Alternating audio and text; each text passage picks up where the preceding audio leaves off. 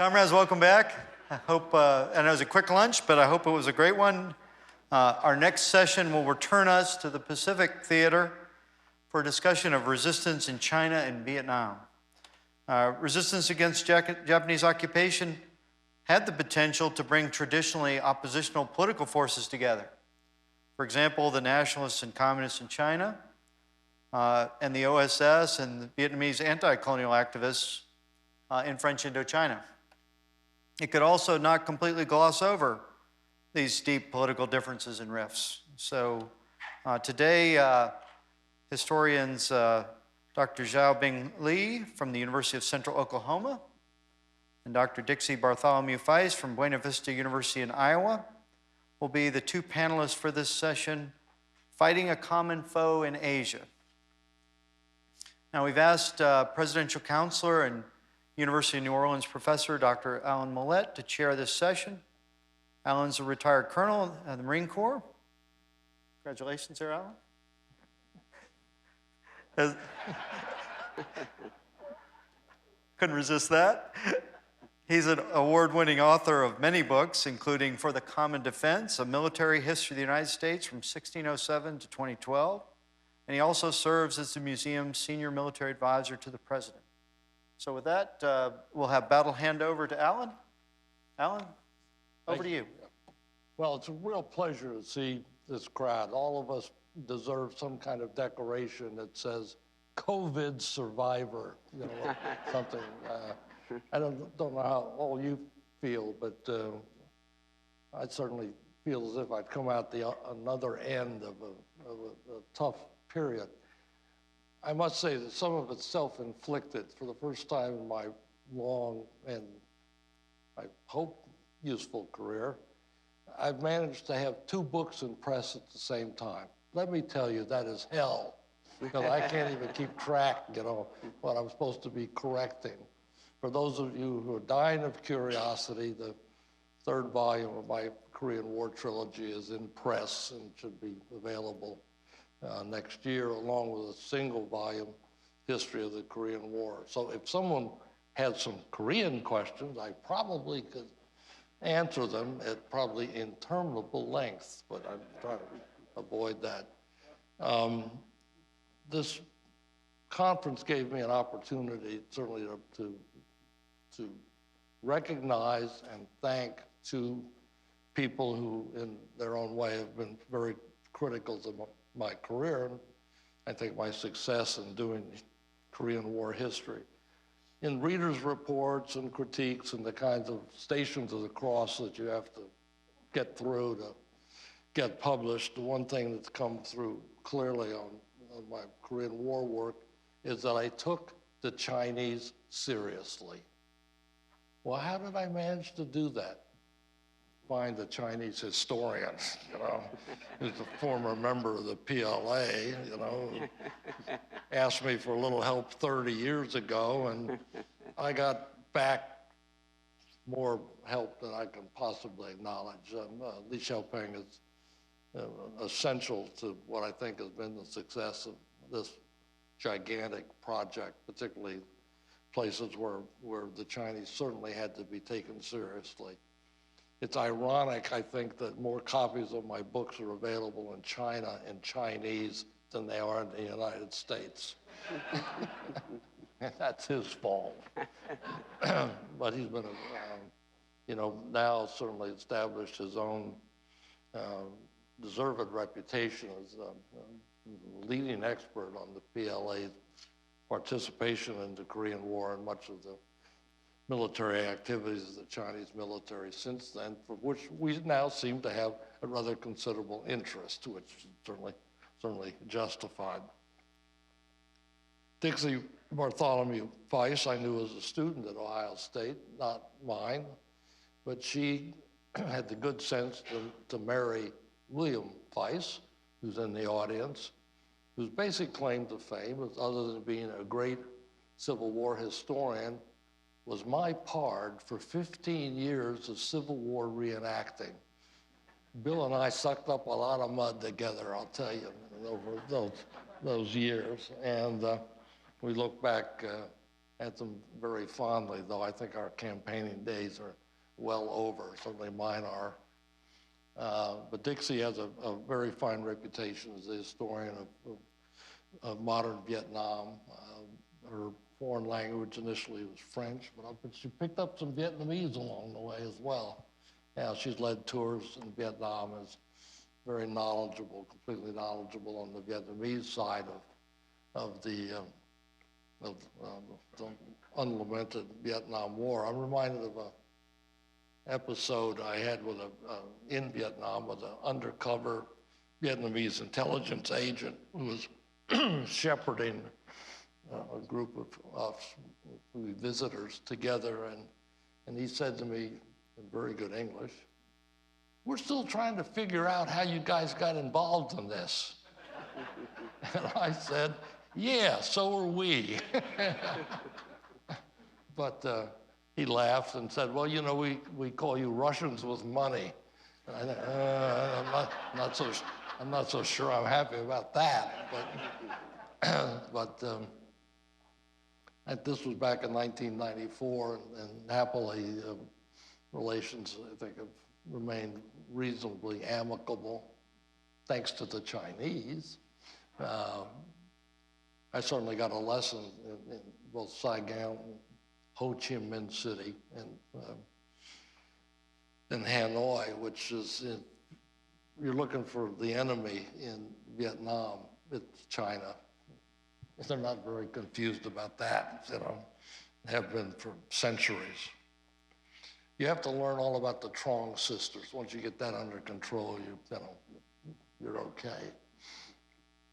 In any event, I think both our participants are very, very qualified to talk about the subject matter from the standpoint of the participants in China, Vietnam, and to add another dimension to our examination of the impact of World War II on Asian nationalism and post-colonial adjustment. So with that, let me turn this over to Li Xiaobing and his discussion. Thank you, Dr. Millett, for your introduction to this Chinese soldier. Well, when I served the PLA, we were prepared war against Russian invasions in 1971 to 1973. Well, today my topic is about the Chinese nationalist and communist unified effort in World War II. Some historians dated beginning of the China's resistance war on September 18, 1931, when Japanese Imperial Army occupied Manchuria. But official historians from both sides of the strait claim that July 7, 1937 should be the beginning of the war for China to resist against Japan, when Japanese army crossed the Marco Polo Bridge and captured the city of Beijing. China fought his resistance war for 8 years, from 1937 to 1945.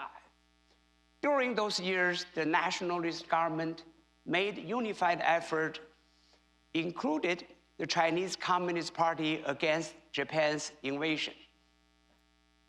Generalissimo Chiang Kai-shek, President of the Republic of China, had fought a civil war against communist insurgency under the leadership of Mao Zedong for 10 years, from 1927 to 1936.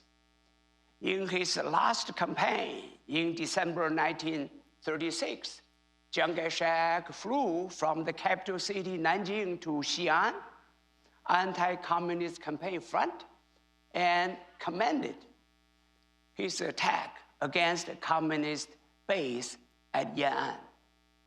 After the banquet, next morning on December 12, 1936, two of his generals kidnapped the president and demanded united front against Japan. After 2 weeks of detention and negotiation, finally, Chiang Kai-shek agreed to stop the civil war and establish united front against Japan. In 1937, the nationalist government accepted the Chinese Communist Party as a legal political party and reorganized communist forces into nationalist 8th Route Army and new 4th Army. On the other side, Mao Zedong accepted Chiang Kai-shek as a national leader and seized his anti-government insurgency. In April 1937, Russian leader Joseph Stalin returned Jiang Jingguo back to China. Jingguo was one of Chiang Kai-shek's sons, had been denied to return to China and remain in the Soviet Union for 12 years. Finally, Jiang Jingguo returned back to China, joined his family. He became the president after Chiang Kai-shek died in 1975. Again, on July 7, 1937, the total war between Japan and China started. Later that year, Japan captured Tianjin, Shanghai, and Nanjing, resulted the rape of Nanjing. In 1938, Japan had 2 million troops in China and occupied the half of the country. After lost the defense of Wuhan, Chiang Kai-shek removed the seat of his government to Chongqing. During his strategic defense, Chiang Kai-shek lost 1.5 million troops. During those years, American and Soviet volunteer pilots came to China and provided air support to Chiang's defense. American Flying Tigers played an important role in the defense of war capital of Chongqing. When Nationalist Army lost his best troops during the defense, the Communist Army experienced a tremendous growth in the war. Even though both parties had a common goal or common foe against Japan to win the war, but they had different ways to fight, and they had separate operations. Since there was no centralized chain of command, and Jiang had no control of communist troops, Mao Zedong sent his army behind the enemy line and conducted guerrilla warfare, in which Mao's army avoided large-scale engagement with Japanese army. By small-scale offensive campaign like hit and run and harassment, the Chinese communist troops remained the minimum loss but maximum gain. For example, from 1937 to 1941, the 8th Route Army increased from 50,000 men to 400,000 men. And his new 4th Army increased from 10,000 men to 100,000 men during the 4 years. So World War II in China transformed Chinese Communist Party from a regional party into a national party. World War II transformed the Chinese Communist Army from peasant soldiers into a regular force. One more impact of this united front here is that Chinese Communist Party also able to establish an international network with their neighboring communist parties like Kim Il-sung and Hu Zhiming. Kim Il-sung joined the Chinese Communist Party in 1932 and became one of the Chinese guerrilla commanders against Japanese army in Manchuria during Japan's occupation. From 1936 to 1940, Kim Il-sung was promoted from a battalion commander to a division commander in the Chinese Communist force. He and his troops were forced to withdraw into the Soviet Union in 1940 after a Japanese attack. Hu Zhiming left the Soviet Union for China in 1938. He arrived at Yan'an. He used 8th Route Army to recruit Vietnamese soldiers, developed Viet Minh membership, and create his guerrilla force along the Chinese-Vietnamese border in 1941. So those China connections or internationalization of a communist movement played an important role later on for Hu in the French Indochina War in 1946-1954. Also helped Kim Il-sung in the Korean War between 1950 and 1953. After Japan attacked Pearl Harbor, Chiang Kai-shek declared war on Germany, Italy, and Japan on December 9th, 1941. Thereafter, airline aid and advisories became available for both nationalist and communist armies for the rest of the war. The US provided more than $2 billion military aid to China. Many airline supplies to China came through the Burma Road or flying over Himalaya Mountain, the hump from India. United States lost 3,000 pilots and 1,500 airplanes for the airlifting to China.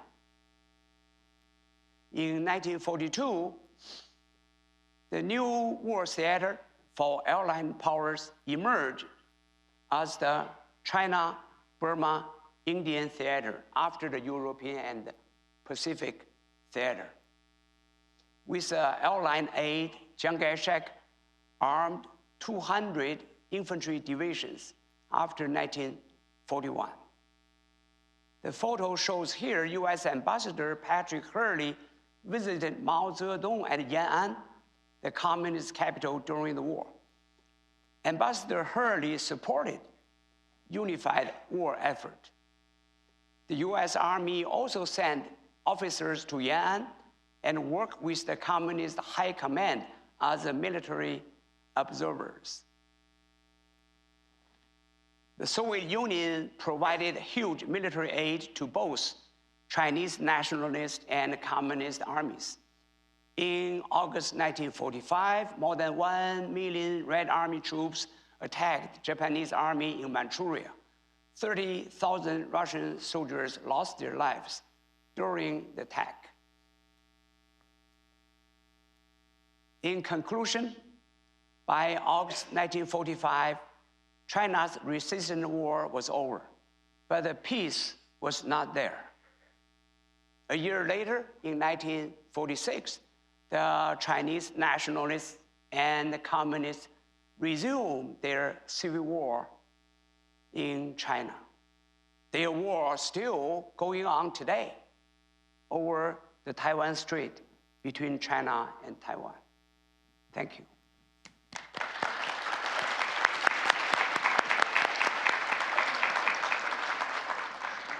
We'll take your questions after the completion of the next presentation, so we'll turn the floor over to Dr. Bartholomew-Feis. Thank you. Good afternoon. Well, my presentation today shares the same theme, fighting a common foe. There's a very distinct difference. The Americans and the Vietnamese who trained together didn't actually end up doing any real fighting against the Japanese together. There were no big battles and no stunning victories or losses. For the Americans, World War II would have turned out exactly the same. without the Vietnamese. In 1945, Vietnam wasn't all that important for a US victory, although they didn't know that at the moment. However, for the Vietnamese, the events of 1945 would be very important. World War II presented an opportunity in Vietnam.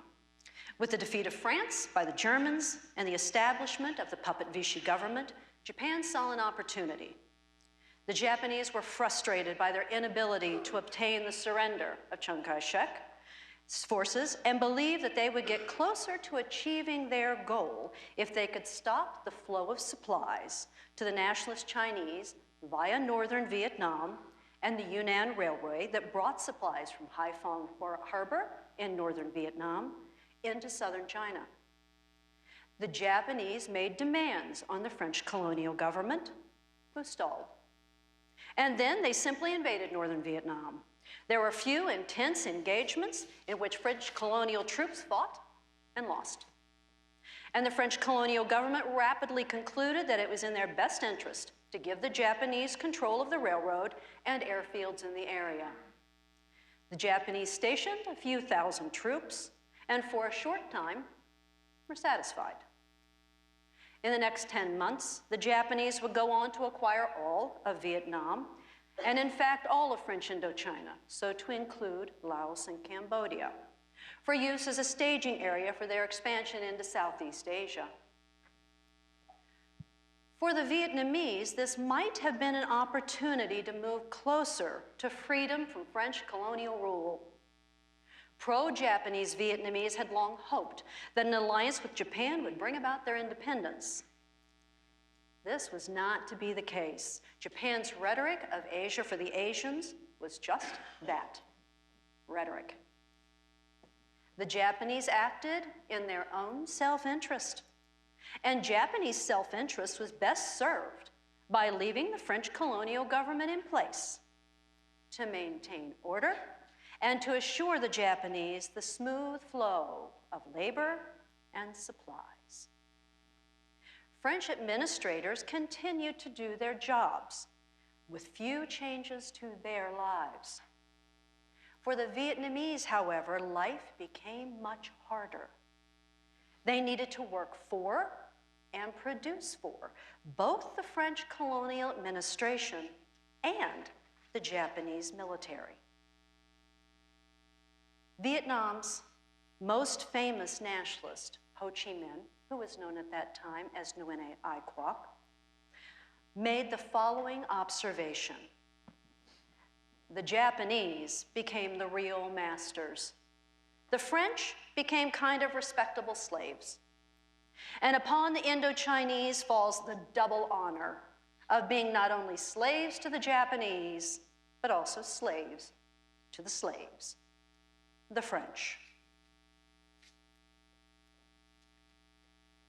Ho Chi Minh went on to become the most important leader of Vietnam's most important nationalist organization, the Viet Minh. The Viet Minh, formed in 1941, was a coalition of a variety of groups, the strongest of which, as we've just heard a bit, was the Indo-Chinese Communist Party, founded by Ho Chi Minh.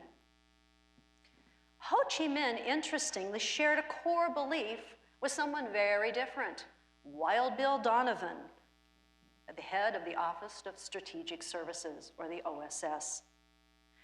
Both Ho and Donovan were willing to work with a wide variety of disparate groups to achieve their goals. Ho Chi Minh wanted both the French and the Japanese out of Vietnam. Donovan wanted an Allied victory in World War II. Ho Chi Minh and other members of the Viet Minh took every opportunity they found to present their case and offer their help to the Americans. Donovan's OSS needed military intelligence, and the Vietnamese were very willing to provide it. The problem was that in the early 1940s, the Americans really were not looking for information at all from the Vietnamese. They already had information coming in from other areas. After the Japanese invasion of Vietnam, information came from a successful civilian network with abundant contacts in Vietnam. the GBT, a civilian trio made up of 3 men who had worked in Vietnam before the war and possessed a wide network of contacts among the French. Laurie Gordon, Harry Bernard, and Frankie Tan passed information about the Japanese to the British, to the Americans, and to the nationalist Chinese. Also among those who utilized information was General Claire Chennault, commander of the Flying Tigers. Chennault wanted information on the Japanese and wanted help in securing the safety of Americans downed over Japanese-held territory. And then we add another player, the OSS, the Office of Strategic Services. The OSS wanted a steady supply of information about the Japanese in Vietnam, and they wanted to control that information. The OSS sent Lieutenant Charles Fenn to liaison with the GBT group. Fenn developed a deep working relationship with Harry Bernard and Frankie Tan in particular, and found their network to be extremely valuable. Fenn, who's pictured on the bottom of this slide, produced a map of the GBT network for the OSS, which is also pictured right beside him, as well as a rich body of intelligence, all from internal French sources. Over the course of time, Fenn began organizing operations and training agents. It was during this time that Fenn was introduced to Ho Chi Minh. Fenn was impressed by Ho Chi Minh, who is in the top picture with Vo Nguyen Giap, and his early effort to be helpful to the Americans. For example, the Viet Minh produced a pamphlet, reproduced here, and I apologize, the quality is not very good. But I hope if you study it a little bit, you can see a plane going down, a pilot parachuting out, and villagers. This pamphlet was created by the Viet Minh to pass out among villagers in northern Vietnam to encourage them to help downed American pilots and Allied pilots. Fenn learned that Ho Chi Minh was the Vietnamese man who had escorted one of Chennault's pilots safely out of northern Vietnam and all the way to Kunming. The relationship between Fenn, for the OSS, and Ho, for the Viet Minh, thus began. Laurie Gordon and most of Fenn's OSS superiors were opposed to working with Vietnamese agents. That all changed when the Japanese took direct control of Vietnam. 1945, March 1945, Operation Mago. The Japanese had become increasingly frustrated with the French, who had become far more difficult since the liberation of Paris. Fearing they could not be trusted should there be an Allied invasion of Vietnam, they decided to end French rule, placing many colonial administrators in prison or under house arrest. They installed a civilian Vietnamese government of their choosing. They announced that they were giving Vietnam its independence from French colonial rule, and everyone knew that this maneuver didn't really mean Vietnamese independence. But what it did mean was that the information network utilized by the GBT and others was decimated. With the French imprisoned, or at least unable to communicate in the same ways, suddenly using Vietnamese agents became acceptable. Not everyone was in favor, many were not, but Fenn and the GBT began training Vietnamese radio operators and sending in American radios, such as the one in the photo, so that the information flow out of Vietnam could resume. In addition, the OSS began preparing to insert a team into northern Vietnam to train the Viet Minh to further help them in their battle against the Japanese that might be coming in Vietnam. In July 1945, the commander of the Deer Team parachuted into northern Vietnam near the Viet Minh base camp at Tân Trao. The team would soon join.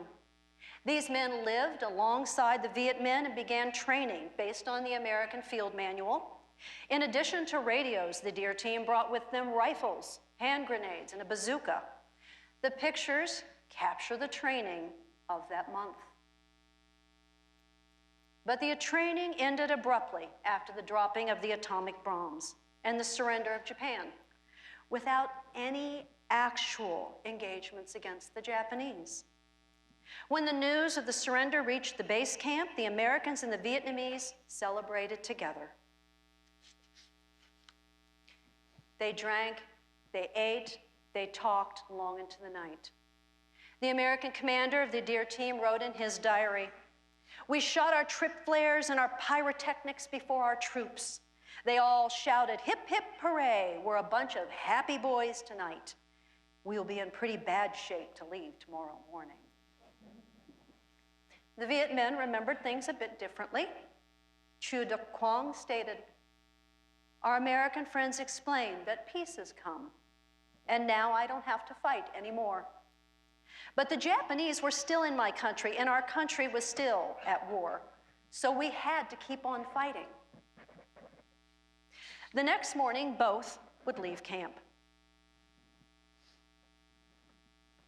With the war officially over, the OSS and the Viet Minh moved on. The Viet Minh moved southeast toward Hanoi, hoping that the Japanese would turn power over to them. The Japanese did not turn power over to the Vietnamese, but they did not oppose them either. On September 2nd, Ho Chi Minh declared Vietnam independent and became the first president. The Viet Minh worked to establish a functioning city and to lay groundwork with the Allies, which might allow them to retain control. Their path forward was both long and difficult. The OSS also moved southeast toward Hanoi, where they were to prepare for the official Japanese surrender ceremonies and to locate and care for Allied POWs held in the city. Within the next months, the duties of the OSS would be completed, and the Americans would begin returning home. One OSS agent, still in Hanoi, remembered one of the last functions attended by the OSS and hosted by Ho Chi Minh. The dinner was a horror. The French confined themselves to the barest minimum of conversation and scarcely spoke to the Chinese, who quickly became drunk. At one point, I spoke to Ho very quietly. "I think, Mr. President, there's some resentment over the seating arrangement at this table." I meant, of course, my place next to him. Ho thought for a moment, then replied simply, "Yes, I can see that. But who else could I talk to?" By early 1946, the OSS pulled out of Vietnam entirely, and the World War II allies were but a memory for most. Thank you.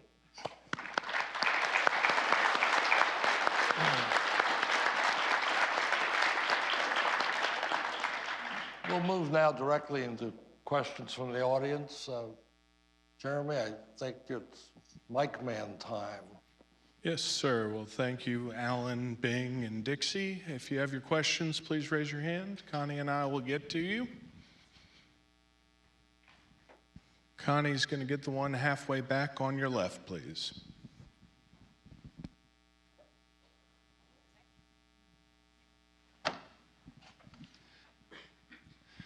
This is directed to Dr. Feis, please. I have really enjoyed your presentation, and I have your book because 20 years before you did this book, I did it as a master's thesis. So, but at the same time, a question I have for you, and it's hypothetical: had Franklin Roosevelt lived and given his feeling about French Indochina's independence, do you think history would have changed in Vietnam? That's a fun question. What if questions always allow us to speculate about things that couldn't be? I don't think so, to tell you the truth. I don't think much would have changed because all of the important impressions that were gathered by these men on the ground, by these Americans who worked with the Viet Minh, who saw colonialism in a way that most other people did not, who had the opportunity to see and meet the Viet Minh in a way that most other people did not, simply had no role in policy making. Their reports were filed, they didn't make their way to anybody of significant influence. And because the Cold War was coming, as we know, I'm not sure that it really would have made much of a difference. There's a question all the way to the front that I'll get to shortly.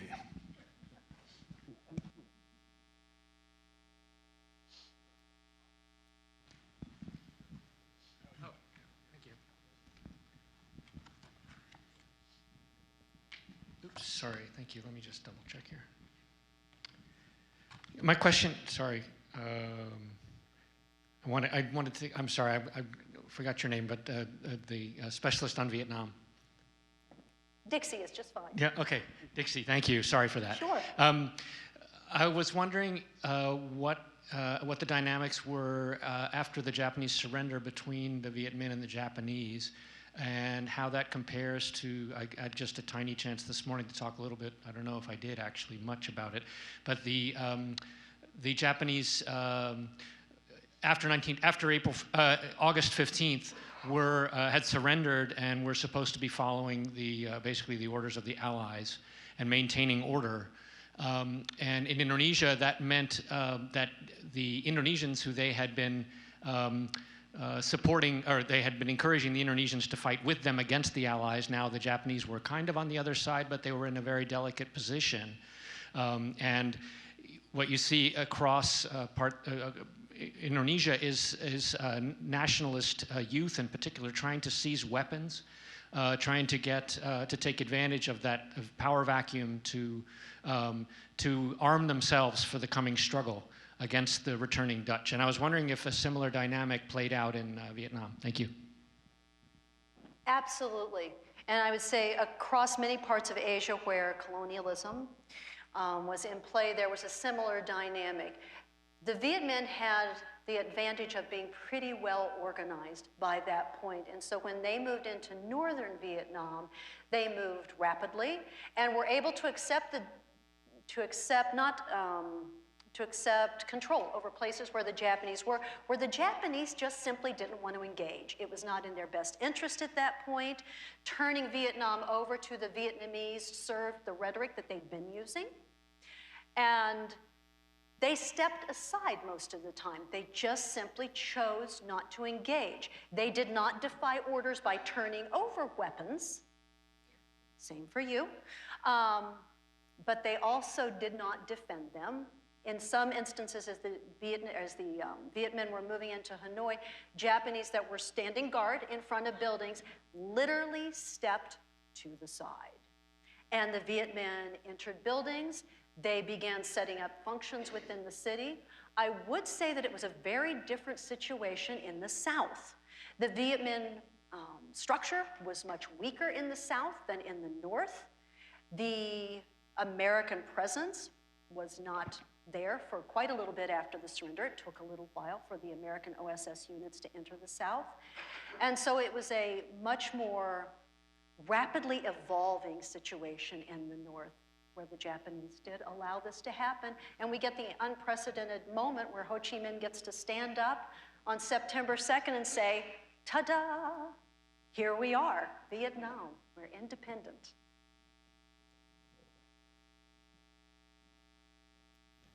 Next question is going to be to your right.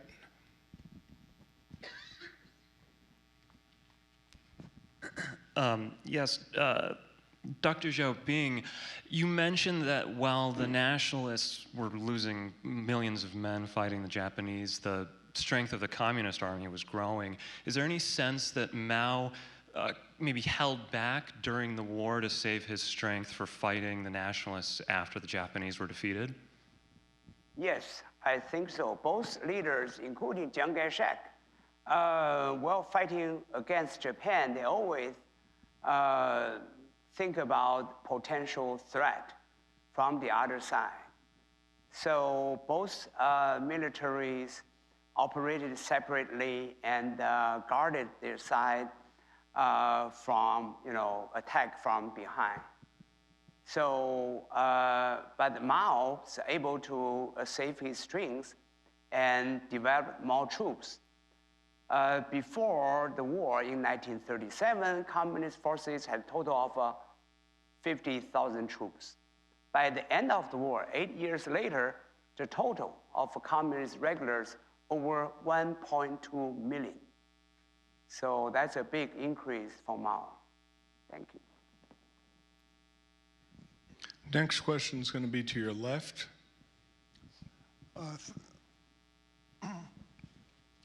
Thank you. This is for Dr. Feis. Could you address the role of the United Kingdom in the new French government, the de Gaulle government and its successor, and President Truman in shaping events and creating incentives and disincentives in the period from late 45 to, say, 48? All right, now that is a giant question. So I'm going to talk just a little bit about how that played out in Vietnam itself. As with Korea, the Vietnam as a country was divided in half to have the Japanese surrender accepted. The Chinese moved into the north to accept the Japanese surrender, and the British were to accept the Japanese surrender in the south. British policy, as they were moving in, was to return territories to their former owners. And in this case, it was to return Vietnam to the French. Vietnam had been stripped away from the French by the Japanese military actions. So right away, it put the British and the Americans in kind of an odd position. The Americans that were on the scene in the South many of them had become quite sympathetic to the Vietnamese argument for national independence. The British did not want a difficult military situation. They wanted a smooth transfer of power, a smooth transfer of the Japanese exiting the country, the French returning and taking over. And so the Americans and I would say the Americans and the British men on the ground didn't necessarily see eye to eye. There were difficulties, there were complaints from the British about American actions. Truman, and so I bridge a little bit to your question about Truman, and I don't think Truman gave so much as a nod to French Vietnam at this time, or to Vietnam at this time. It simply was not particularly important. But they did, when asked to withdraw the American OSS team and to tell them to cease what seemed to be pro-Viet Minh actions. They did so. The local OSS commander in the south was withdrawn. There were criticisms of the OSS commander in the north as well, that he was too friendly with the Viet Minh. He was doing too much. It appeared that the United States was too favorable, and he too would be withdrawn. I'm not sure that I fully answered your question, but that's a really giant question. We're going to go in the front to your left, please. Dr. Feis, I have heard, I read somewhere that Ho Chi Minh, and I don't know his real name, went to Boston and worked there a while, and then for some reason, he got to talk to President Wilson.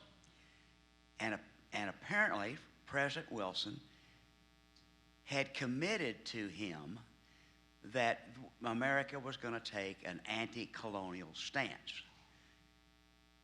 My understanding is that he was basically betrayed by Wilson. Changed his mind, and then Ho Chi Minh went to Russia, I understand, Soviet Union. Do you think after that we could have ever, if we'd had more brilliant and wiser men, ever reached an accommodation with Vietnam before the end of the war, or right at the end of the war? So part of that is absolutely true. As when Ho Chi Minh was a young man, one of the places that he did come was to the United States. He worked his way around the United States, gaining knowledge and learning. He was in Boston. To the best of my knowledge, there was never a conversation with President Wilson directly. There was a great deal of hope among the Vietnamese, and I think all colonized peoples, that the ideas of self-determination and the ideas of the League of Nations and of sovereignty for all peoples might play out differently than it did at Versailles. I think there was a lot of disappointment that the racial equality clause that would have said formally in an official treaty ending a war that Asians were equal and should engage in equal dialogue. There was a lot of disappointment, but I don't think there was a feeling of personal betrayal at all.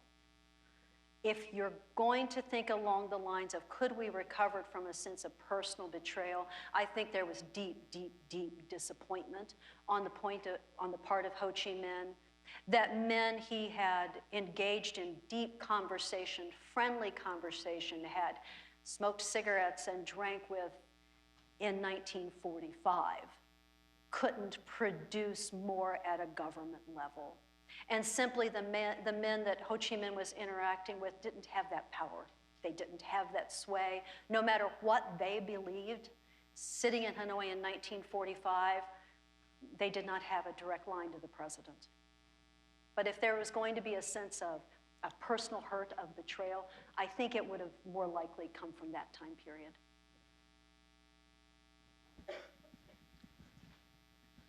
Dixie, I have a question for you myself. Another what if, because those are fun. You can't get a wrong answer. Let's say the more left-leaning powers in France end up taking control at the end of France at the end of the war. What becomes of the French Empire and French Indochina? It was a lot to ask, I think. And again, this is a what if. I think it's a lot to have asked France at the end of World War II to say, yep, let's give up all the colonies. Given the disruption of the economy, the disruption of life, I don't think France was ready in that moment to give up their colonial possessions. If they had, you're right, it would have been an entirely different situation. If in 1945, 46, the French would have said, you know what, let's work out an agreement. Let's work out a power sharing. Let's work toward gradual national independence. Maybe we would have avoided a war that lasted from 1946 to 1954, and if that war would have been avoided, we all would have avoided another war, most likely. Thank you. Next question, all the way in the back to your right, please. This is a question for Dr. Lee about aid to China. You mentioned Soviet aid, the role that played. Could you tell us more about the extent of Soviet aid, you know, the phases that went through during this time? Thank you. Yes, Soviet Union began to provide military aid after 1937 to both Chinese nationalist and communist armies. Soviet provided conventional weapons, tanks, airplanes, and also provided war material for both armies to keep Japan from a possible attack of the Soviet Union. Because Moscow realized there was a secret treaty between Berlin and Tokyo. Germany and Japan agreed. When Germany attacked the Soviet Union from the west, Japan will do it from the east. So the Soviet Union tried to prevent that from happening, fighting on both fronts. So Soviet provided huge military aid to China before Pearl Harbor happened. So there was no Japanese invasion of the Soviet Union in the summer of 1941.